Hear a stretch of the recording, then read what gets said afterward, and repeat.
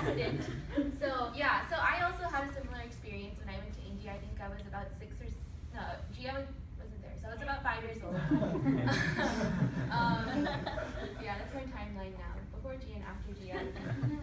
So we were in India, and my cousin didn't eat her sandwich she went to school and she didn't eat her sandwich, and these two girls came up to our step and they were begging my grandma, they were asking her, do we have anything to eat? We gave her like this half-eaten, I think it was like a cucumber sandwich with like some like tomato and everything in it. And I thought it was gross because I don't like all of that stuff. But we gave it to the kids, and it turns out that there were 3 others like waiting on the side, and they like grab it, they say thank you a lot. They grab it and they go to the end of they wait to go to the end of the house, and we're just peeping from the window, and they just stuff it all in their mouths. And it was just really sad and disturbing almost kind of for a 5-year-old to see that there were kids even younger than me. One of them was like an infant. There was another girl, there was a teenage girl with that child, and it was just kind of eye-opening, especially when we go to India and see all this poverty coming from America, from the Silicon Valley, like Momo was saying. But so when my mom started volunteering with Vibha about 2 years later, I started to help her out and join with it also. But the youth chapter really kind of came together in 2010, December. We had our first meeting at Shankari's house. It was kind of awkward. We didn't really know what we were doing. We had no idea what the youth chapter would do.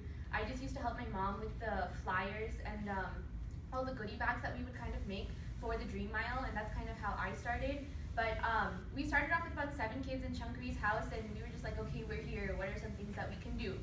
So we started off with the flea market, which was one of the very first sales that we did. We tried to pull in any items that we could bring. We had a toaster, we had a we had a router. We were selling anything possible that we could. We had some books here or there. It was really, really scattered. We had no idea what we were doing. I think we ended up making like $60. And then, yeah, the very first time we did that, and it was in the San Jose flea market, we made about $60 in, I think, 5 hours. So, not very successful. It was definitely thought-provoking. Yeah, and then after that, we had a meeting, and I think it was at Nikhil's house, Deepthi Auntie's house, and we just made a circle, and we were just like, okay, what are some things that we need to do? What are some events that we can have? Because we were kind of falling apart at that moment. We had no events going on. We decided we needed to have an event to try to have some team bonding activities.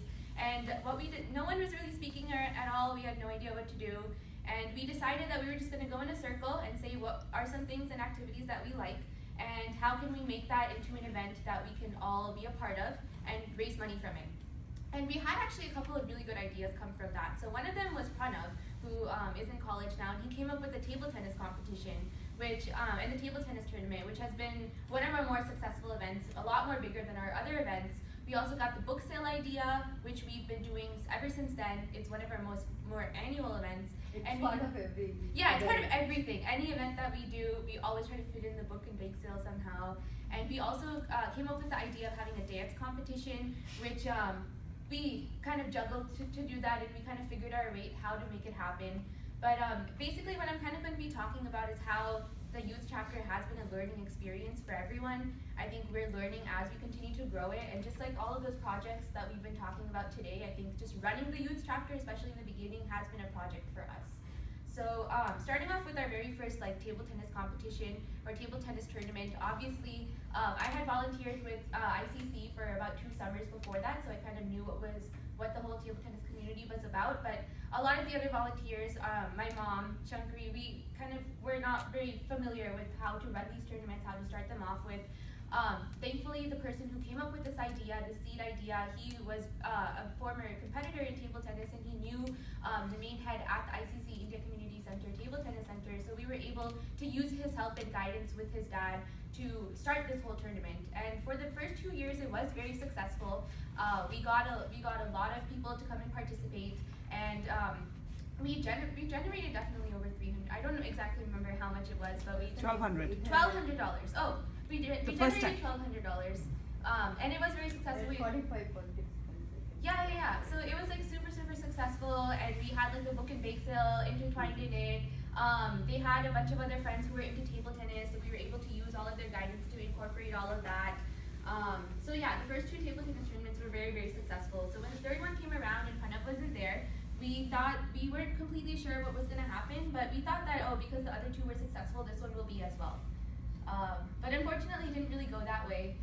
we weren't quite sure what was happening again, and everything kind of fell apart, and it wasn't as successful as we wanted it to be. But again, this just taught us that we have to continue to persevere, and we also have to adapt and mold to the different situations that we're put in, and to grow the Vibha Youth Chapter with the volunteers that we have, and try to adapt because we tried to run the tournament the exact same way that we did in the past with those two volunteers who knew what was going on. But we realize now that we have to change our mindset, and we have to find a way that works for us, that we can grow and sustain in the future without them. So I think that's a really important point that we kind of have to implement throughout the youth chapter, because we're going to continue to have all of these different youth who are going to be here for a couple years, but once we go off to college and graduate, we're not going to be able to help in this specific chapter. Hopefully in different chapters, but not in this specific one. So we have to create these models which are sustainable for the future, which other people can continue to use even if we're not there. So that's the most important thing that I think that we learned from the table tennis experience, and I'm sure we're going to continue to move that on in the future. But the second thing that we the second idea that we kind of had was the whole dance competition idea. So a lot of us girls like to dance a lot, and we have a lot of different high school dance shows and showcases that generate thousands of dollars every year that happen annually, and we thought that it'll be really, really simple to kind of replicate this certain model through the youth chapter as well. So we had about 2 years of planning, and we had a lot of different conference calls, and nothing sort of seemed to be working out. It seemed to be almost $1,000 just to book the revenue and to have all of that, and we just thought it was a bit too risky. But in the end, again, we were able to adapt and mold our views, and we were able to use the resources that we had to partner with another school who was actually doing the dance competition themselves.